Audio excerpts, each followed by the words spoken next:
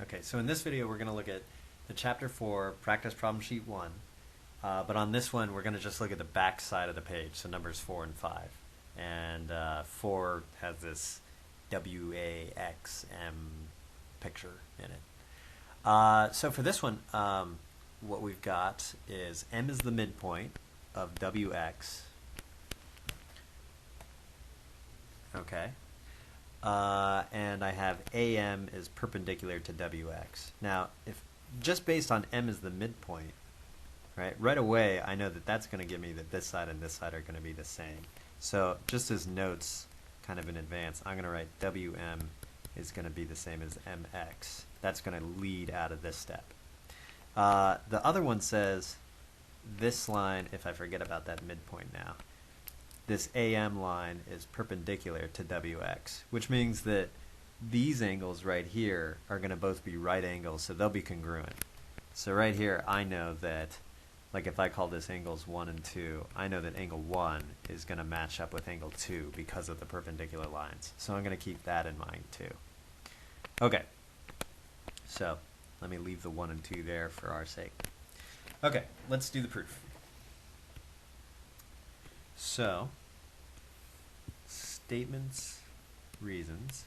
Let's start with our first given. M is the midpoint of WX is given. Okay. And right away we said, okay, well if M is the midpoint of WX, then what I can figure out from that is that this side equals this side.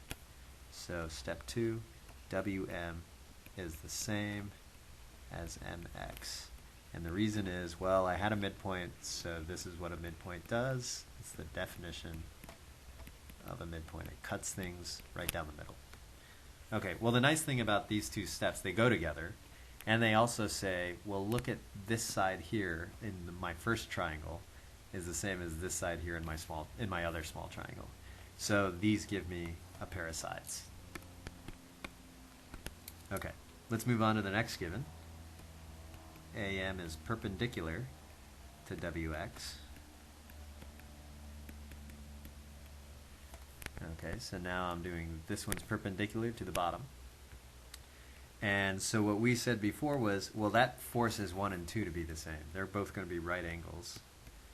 And what you could do is you could say, okay, so M1 equals 90 and M2 equal 90, and that's because of definition of perpendicular, so 1 and 2 are the same because of substitution.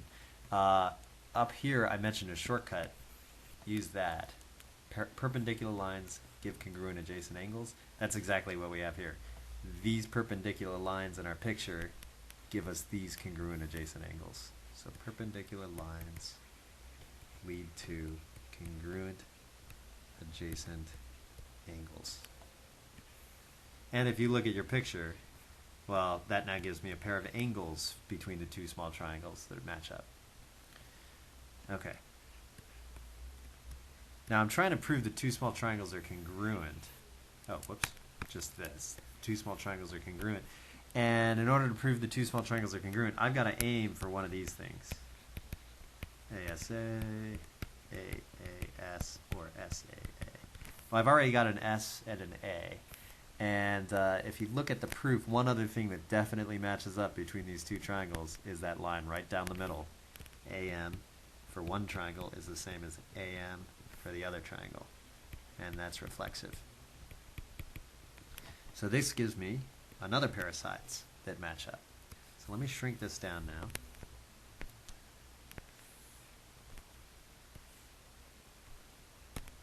Okay. So if you look at the picture now, right, each triangle I've got two sides, the 1 tick mark, the 2 tick mark, and the triangle on the left with angle 1 in the middle, and these two sides with the angle 2 in the middle. So I have sides with an angle that touches both sides in each triangle.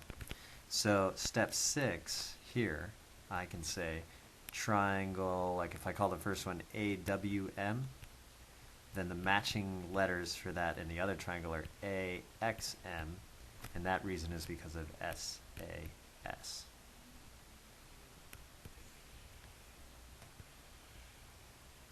Now the problem says prove one more thing after this.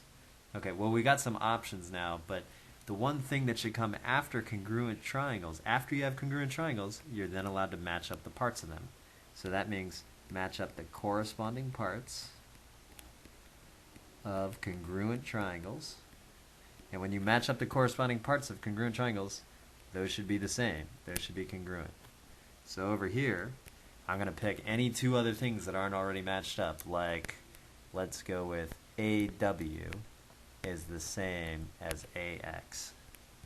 AW is congruent to AX because of corresponding parts of congruent triangles are congruent. All right.